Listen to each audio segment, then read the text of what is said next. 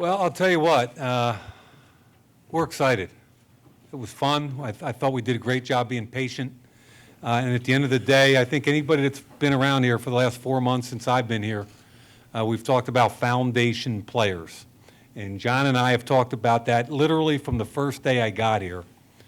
And we define foundation as talent and character. Passion for the game, love of the game, but talent and character. And that kind of drove this draft. And I know sometimes you want sexy and you want to move around and up and down and back and trades and all the rest. But at the end of the day, we got the guys we wanted. I'm proud of the way we hung in there, the work we did to get here today, the cooperation between me and my staff and John and his staff was just outstanding. It was, and the guys we have, wait till you meet them. You're going to love these kids. They all love the game, and we got on the phone. The only thing John gets on the phone. John loves being on the phone with the guys. I just kind of thanked them and basically told them they had one obligation as being part of a first-round pick by our team, and that's leadership. And I think that's what all three are going to bring. John? No, I'd just like to echo that. I think the collaboration between the scouts, Mike and his group, and the coaches was as good as I've been around, and we'll see what happens. But we like our 3 draft choices. We've got an early pick tomorrow. I'm really happy with the first 2 weeks of our off-season program, getting to know Antonio Brown, Tyrell Williams. I'm really excited about Ryan Grant, Trent Brown, our offensive line. Some of our second-year players have come back and really worked hard, guys like Mo Hurst and P.J. Hall. So to add 3 more men to the group that we have already assembled is exciting, and we're anxious to go again tomorrow.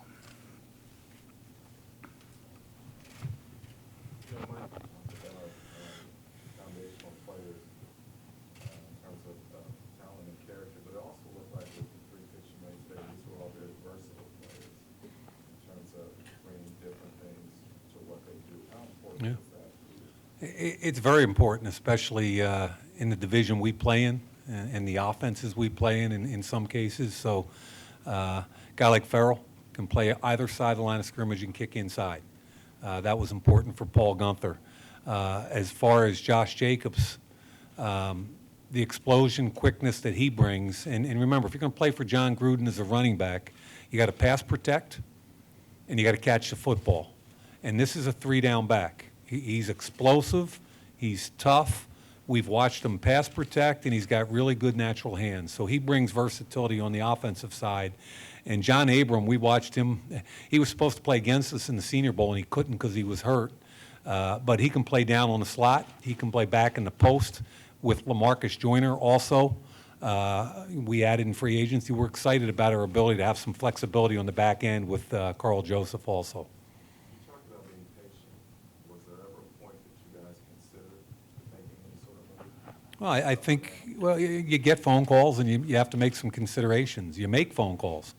At the end of the day, we didn't think there was anything of enough value to cause us to change our plans. Farrell told us that he was surprised he was picked as high as number 4. Why did both of you think he was worth that first pick?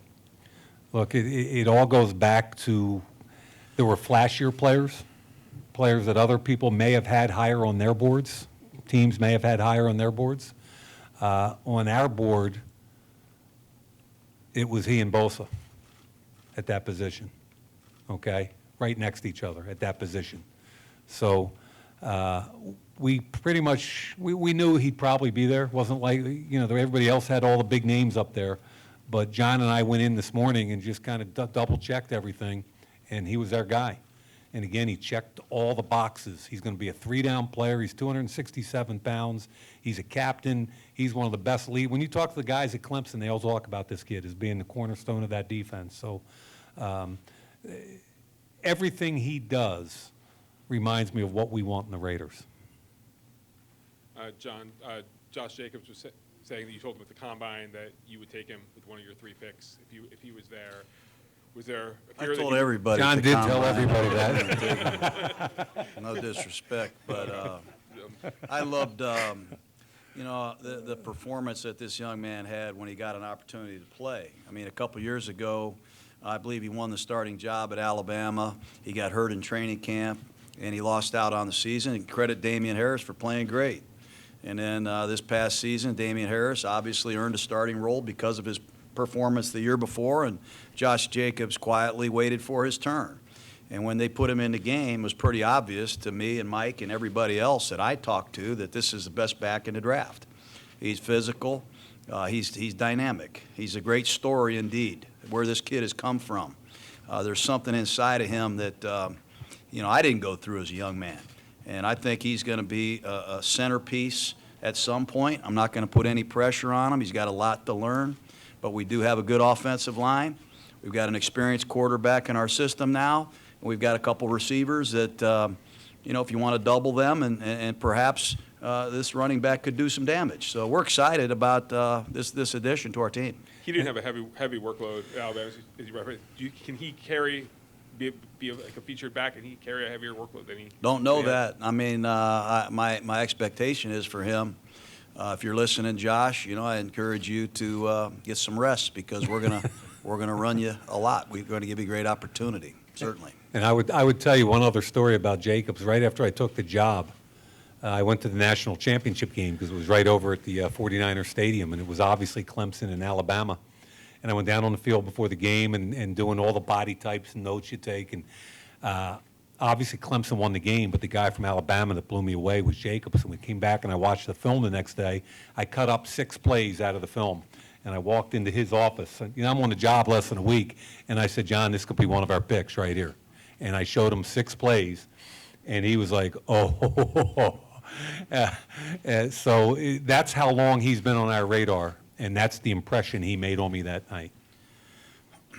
John or Mike, there were rumors that you might move up to number 1 for Kyler Murray. There were rumors that you might be interested in Haskins at number 4.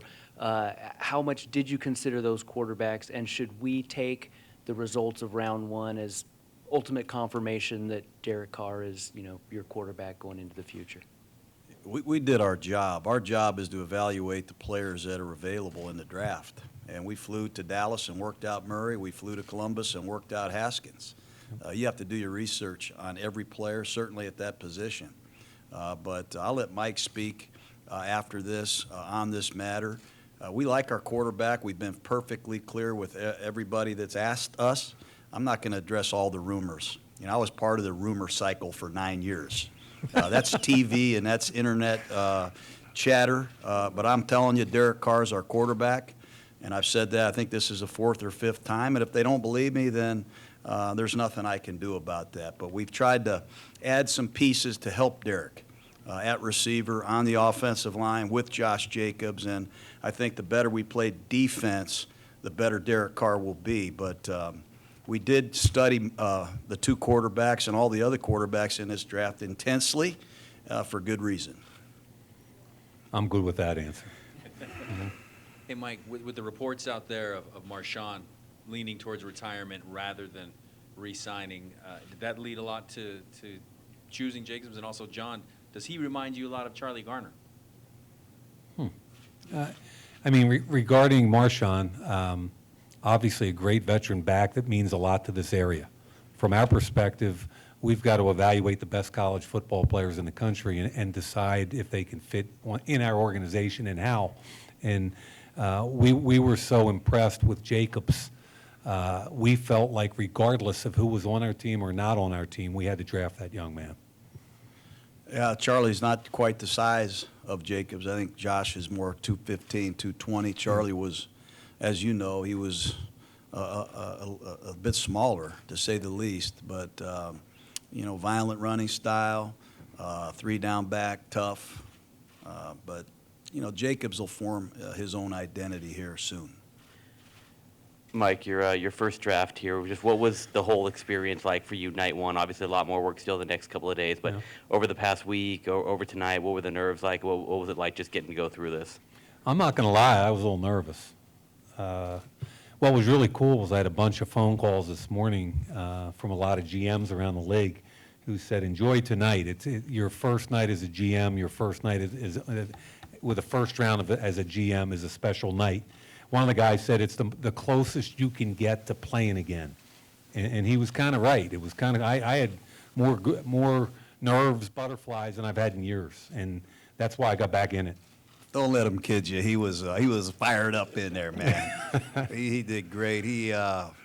I think I said it a couple weeks ago, not to interrupt, but he's energized the building. Mayock has energized me, and our franchise will benefit from not only tonight but the next 2 days and in the future. Great job, Mike.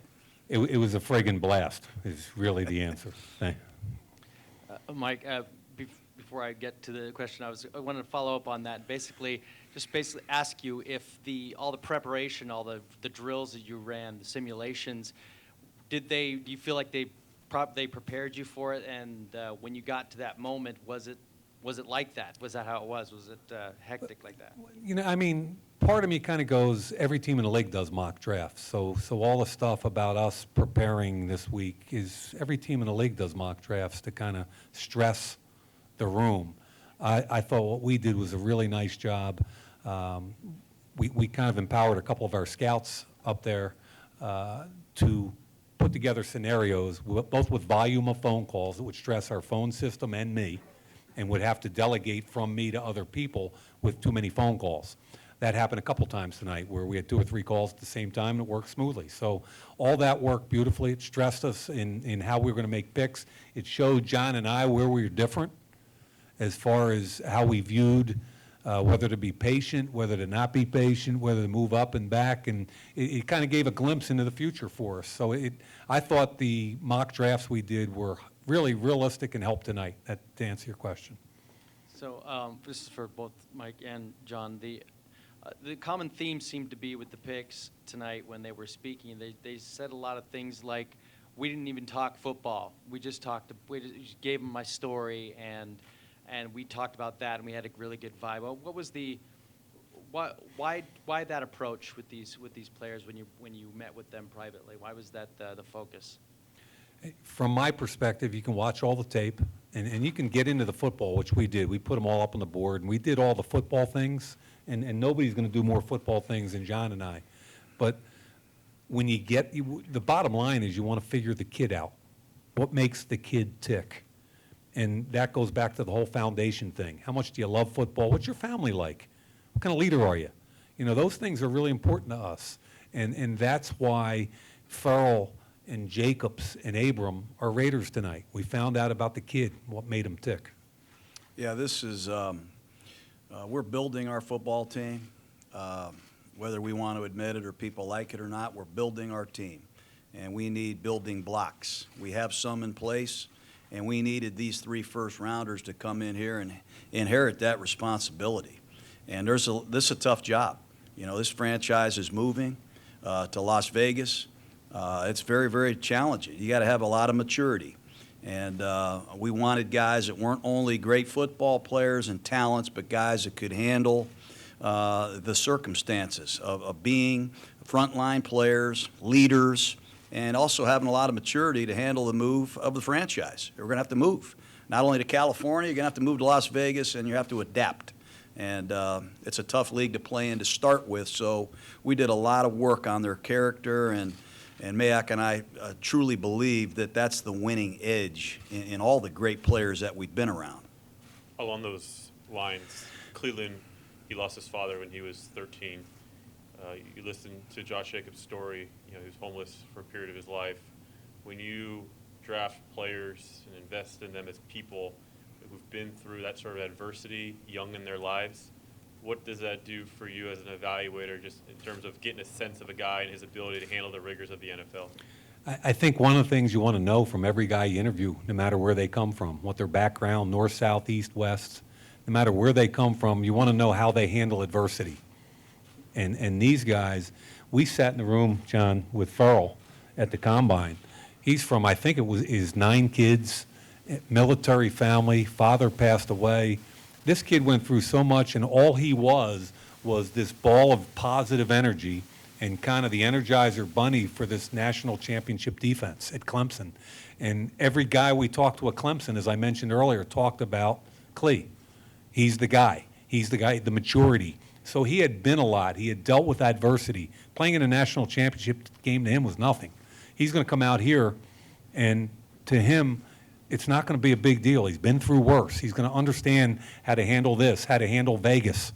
And for the record, we asked 112 kids if they'd be okay on the Las Vegas Strip or was it going to be a problem. All 112 said, no, Coach, we'll be fine. We didn't find one guy that admitted that Vegas would be an issue. So they all lied to us. Anyway, I hope that answers your question. It's important to us to know how they deal with adversity.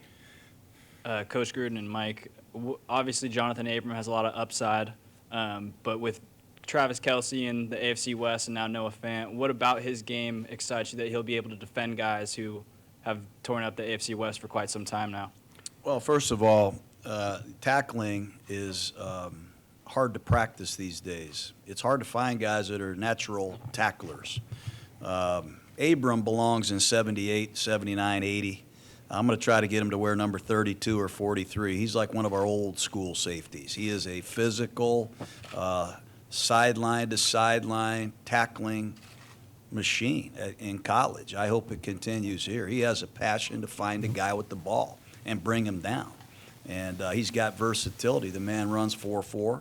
I met him at the Senior Bowl. He was on the other team. And he was injured, but he stayed there for 3 or 4 days, and I couldn't get rid of the kid.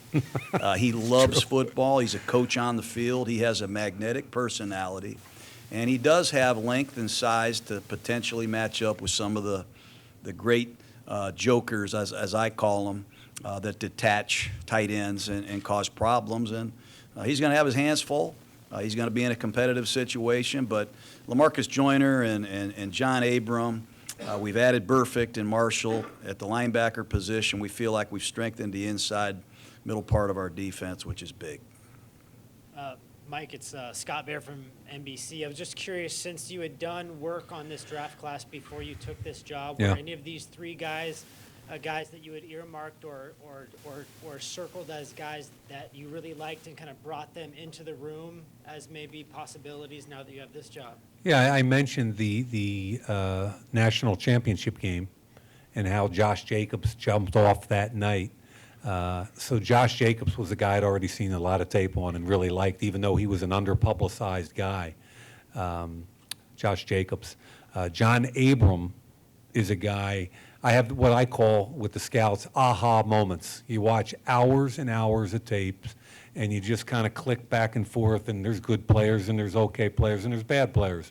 And every once in a while I go, oh my gosh, wow, that's an aha moment, okay? And you see something that just jumps off the tape. And that's one of the things I text John right before I took the job. I gave him a definition of a Raider. And one of the definitions for me of a Raider was the guy that jumps off the tape. And all three of these guys jump off the tape for different reasons. Time for 2 more questions, guys. This is for Mike. You went viral last week, sending the scouts home. Were you afraid of leaks, and how much do you think those came into play tonight, if at all? I'm kind of blown away by the whole story, to be honest with you, but I made the decision 3 weeks ago to do it, okay? And I didn't tell anybody. It was my decision, and when the job got done, the work was over, I inherited a group of scouts, and some of them may be with us, some of them may not be with us, by their own choice or not. So at the end of the day, when the job was over, I brought them together as a group and respectfully and professionally told them that the job was done. Thank you very much. We'll be talking. 40 minutes later, we had a leak. So that just kind of reinforced the decision. For Mike and John, it's such a unique situation now, final year here, then on to Las Vegas, and you mentioned interviewing the 112 players about Las Vegas, but I guess just how maybe rewarding that opportunity to move is into a new mansion, into a $2 billion stadium and the new headquarters, and just kind of the thoughts with the players and what they were saying about that new opportunity, the new venture they're going to take, and that sort of thing. Can you guys both address that? I think first you have to pay respect to the city of Oakland and the history and tradition here. I mean, man, John and I walk through the halls around here, and you know, we talk about the Howie Longs and the Mike Hayneses and, you know, and the Stablers and the Blitnikoffs, and both of us are historians, and we get chill bumps. So I think the first thing you have to do is respect what we have here. And I think our players do, and I know John and I do. The flip side of that is you can't let the players look ahead too far. We've got a job to do this year. We've got a lot of work to do this year. We want them focused on this year, and we want to finish up the right way in Oakland this year. So as exciting as the opportunity in Vegas is, me speaking here, I'm trying to keep everybody focused on what we have to do this year. Yeah, I agree with Mike. I think we have a challenging schedule this year. You know, I think the league did a good job challenging us with our schedule, who we play, when we play, and I don't even know where we're playing our preseason games right now, honestly. I do think we're 6 or 7 weeks in a row on the road during the season. Yeah, so John. we have a quite of a challenging schedule. I said when I got here that this city means a lot to me. It's the last year of Oakland Raider football, and I'm going to focus on that. I'm really excited about the future of this franchise, but we've got to build this team, and we've made some real positive steps, I believe, in that direction. We've got to prove that to ourselves first and to the fans and everybody else second. But there is an exciting day, I think, for this franchise waiting for us in Las Vegas. But at the same time, we have to pay respect to our final year here in Oakland, and that is something we will do.